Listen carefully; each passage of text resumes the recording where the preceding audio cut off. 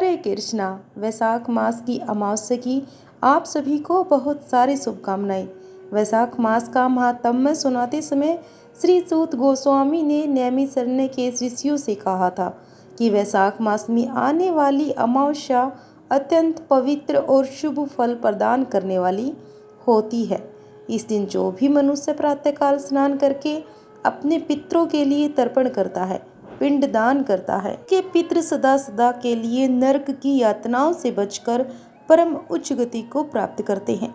और इसीलिए अमावस्या की यह तिथि पितरों का उद्धार करने के लिए, उन्हें शांति और तर्पण अर्पित करने के लिए अत्यंत शुभ और फलदायी बताई गई है।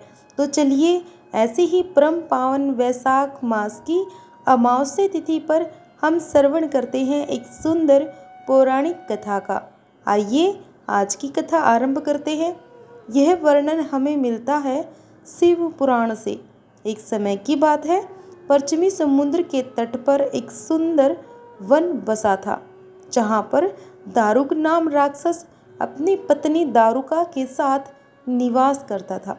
उस वन का विस्तार चारों ओर से 16 योजन था और यह कोई साधारण वन नहीं, बल्कि स्वयं माता पार्वती ने इस वन की देखरेख का कार्य दारुका को सौंपा था। माता पार्वती से यह आशीर्वाद प्राप्त करके दारुका सदा ही अहंकार में रहती थी। वह जहाँ कहीं भी जाती, उस वन को अपने साथ ले जाती। यह वन सभी मूलभूत सुविधाओं से संपन्न था। उसके पति दारुक ने इस वन में हाहाकार मचा रखा था। सभी प्रकार के यज्ञ अनुष्ठानों पर अंकुश लगा दिया। अन्य राक्षस भी इस वन में आकर बसने लगे थे।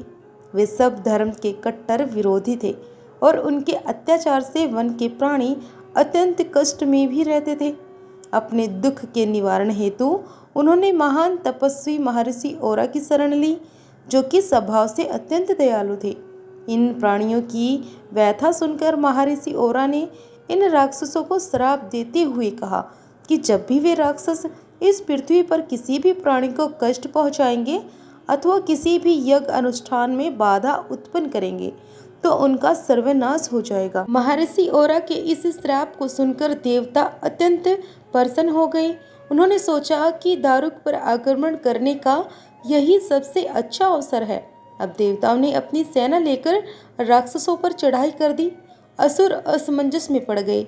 यदि वह देवताओं से युद्ध करके उन्हें सती पहुंचाते हैं तो मुनि के श्राप से मारे जाएंगे, और वहीं दूसरी ओर यदि वह युद्ध ना करते तो देवताओं द्वारा मारे जाते। दुविधा में दारुका का राक्षसों की रक्षा के लिए आगे आई और उसने सोचा कि भवानी के वरदान से मैं इस वन को कहीं भी ले जा सकती हूँ।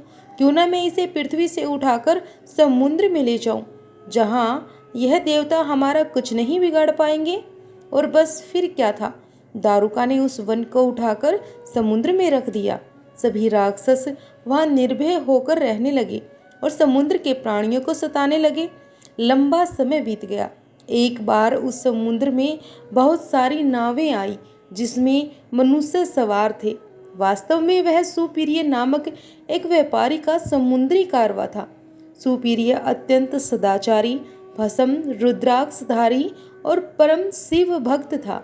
प्रतिदिन भगवान शिव की अर्चना किए बिना वह अन्न का एक दाना भी अपने मुंह में नहीं लेता था। भगवान शिव भी अपने इस प्राण प्रिय भक्त को दर्शन देते। उसने अपने सभी साथियों को भी भगवान शिव की आराधना करना सिखा दिया था। राक्षसों ने उन सभी नावों पर आक्रमण करके उनमें सवार सभी लोगों को बंदी बना लिया और कारागृह में रहते हुए भी सुपीरिय का विश्वास नहीं डगमगाया। उसने अपनी तपस्या जारी रखी। बंदी गृह में सभी लोग ओम नमः शिवाय मंत्र का जाप करते रहे। जब दारुक को इस बात का पता चला तो उसने सुप्रिय को डराना और धमकाना शुरू कर दिया।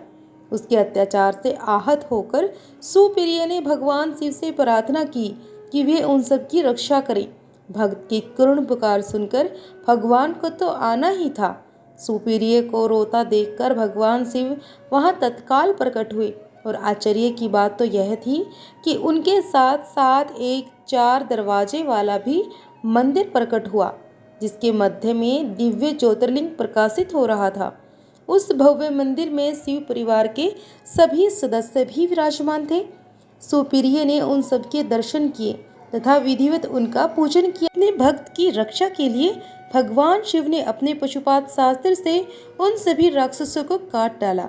अपने भक्त को उत्तम वरदान देते हुए भगवान शंकर ने कहा कि आज से इस वन में सदा ब्राह्मण, क्षत्रिय, वैश्य और शूद्र इन 4 वर्णों के धर्म का पालन होगा। शिव धर्म के उपदेशक, प्रचारक और प्रवर्तक इस वन में निर्भय होकर रह पाएंगे।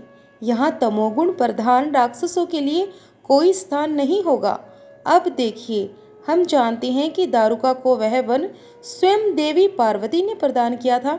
उसने माता पार्वती का ध्यान करते हुए उनसे अपने कुल की रक्षा करने का वरदान मांगा।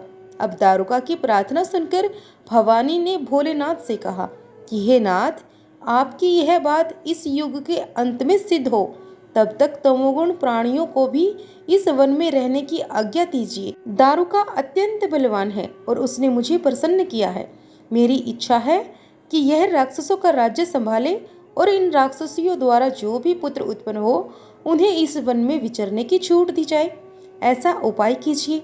अब गौरी की मनोकामना को पूर्ण करने के लिए भगवान शंकर ने कहा कि हे देवी, मैं इस वन में सदा निवास करूंगा।